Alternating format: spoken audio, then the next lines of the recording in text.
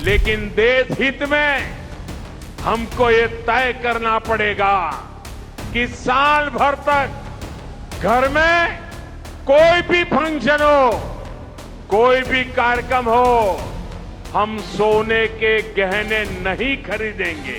नमस्कार, मैं हूं आपके साथ निधि विश्वकर्मा और आप देख रहे हैं यूपी 24 नेटवर्क ग्लोबल। आज हम आपकी तिजोरी और देश की अर्थव्यवस्था के बीच छिपे एक ऐसे सच को खंगालेंगे जो शायद आपको कड़वा लगे, लेकिन समझना बेहद जरूरी है। एक तरफ खड़ी देशों में अमेरिका और ईरान के बीच युद्ध के ढोल बज रहे हैं, दूसरी तरफ प्रधानमंत्री मोदी ने देश से एक अनोखी कुर्बानी मांग ली है। पीएम ने साफ तौर पर कहा कि सोना मत खरीदिए। जिस सोने को हम मुसीबत का सबसे बड़ा साथी मानते हैं, उसे देश हित की चुनौती क्यों बताया जा रहा है? क्या आपकी एक सोने की अंगूठी देश के रुपए को डुबो रही है? चलिए शुरू करते हैं आज की सबसे बड़ी पड़ताल। पीएम मोदी ने उस दौर की याद दिलाई जब संकट के समय लोग अपनी गाढ़ी कमाई का सोना देश को दान कर देते हैं। लेकिन आज पीएम दान नहीं मांग रहे, वो सिर्फ आपका संयम मांग रहे हैं।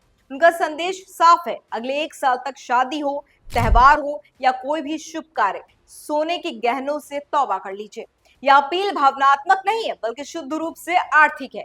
पीएम ने सीधे शब्दों में चुनौती दी, क्या हमारी देशभक्ति हमें विदेशी मुद्रा बचाने के लिए सोना खरीदने से रोक सकती है? तो चलिए पहले आंकड़ों पर नजर डालिए जो आपको चौंका देंगे। 6 लाख करोड़ का गड्ढा।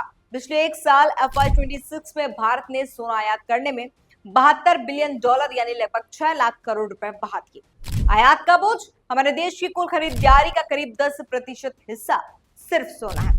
खाली खदानें, भारत में सोने की मांग 800 टन है लेकिन उत्पादन लगभग 0। हम 90% से ज्यादा सोना विदेशों से डॉलर देकर खरीदते हैं।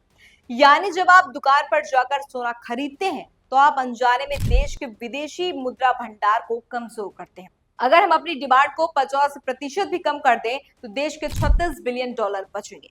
इस पैसे से हम सस्ता पेट्रोल, किसानों के लिए खाद और गरीबों के लिए दवाइयां ला सकते हैं। जब देश का खजाना सुरक्षित रहेगा तभी ऐसी बड़ी योजनाएं चल पाएंगी जो आप अभी अपने स्क्रीन पर देख रहे हैं। सावधान रहिए, आपकी तिजोरी में रखा सोना देश की अर्थव्यवस्था के लिए स्लो पॉइजन बन रहा है। क्या आपने कभी सोचा है आपके यहाँ शादी हो, भारी ज्वेलरी बनवाना हो, देश के रुपए का गला घुट रही है? एक तरफ अमेरिका और ईरान के बीच बारूद की गंध है, पेट्रोल की कीमतें आसमान छूने को बेताब है और ठीक इसी वक्त प्रधानमंत्री मोदी ने आपसे कुर्बानी मांगी है जो शायद आपकी जेब को नहीं, आपके मुंह को चुभेगी। पीएम का सीधा फरमान है, 1 साल तक सोना मत खरीदिए। आखिर सोने से ऐसी क्या दुश्मनी है? क्या देशभक्ति का पैमाना अब आपकी उंगली की अंगूठी तय करेगी? आज की सबसे बड़ी पड़ताल हमारी इसी पर है। प्रधानमंत्री मोदी ने हवा में तीर नहीं चलाया, उन्होंने याद दिलाया कि उस दौर को जब देश पर आंच आई तो हिंदुस्तानी माँ बहनों ने अपने मंगल सूत्र तक देश के नाम कर दिए थे। लेकिन 2026 के इस दौर में पीएम आपसे दान नहीं मांग रहे, वो मांग रहे हैं आपका सेल्फ कंट्रोल यानी संयम। उनका मैसेज लाउड एंड क्लियर है, अगले 1 साल तक शादियां बिना भारी गहनों के भी हो सकती हैं, त्योहार बिना सोने के भी मनाए जा सकते हैं। यह सिर्फ एक अपील नहीं, एक इकोनॉमिक वॉर में आपकी भागीदारी होगी।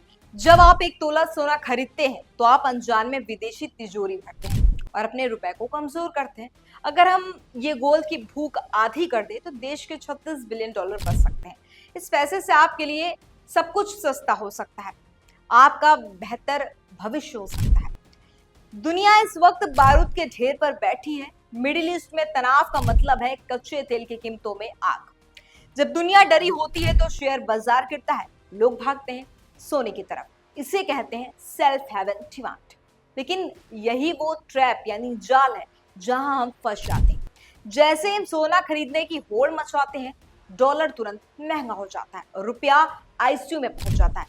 पीएम मोदी इसी दुष्चक्र को तोड़ना चाहते हैं। तो क्या आप तैयार है पीएम मोदी का $72 बिलियन वाला फॉरेक्स लॉजिक फेल होगा या पास? ये तो आपके हाथ में।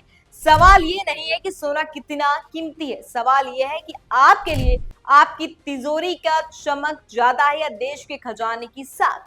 1 साल का संयम और देश के पास होगा इतना पैसा कि दुनिया का कोई युद्ध भारत की रफ्तार नहीं रोक पाएगा। अब फैसला आपको करना है, दिखावे की चमक या मजबूत भारत की दमक। फिलहाल के लिए इतना ही, लेकिन इस खबर पर आपकी क्या राय है मुझे कमेंट बॉक्स में जरूर बताएगा। वीडियो अच्छी लगी हो तो लाइक, कमेंट, शेयर जरूर करेगा। तब तक के लिए देखते रहिए यूपी 24 नेटवर्क ग्लोबल।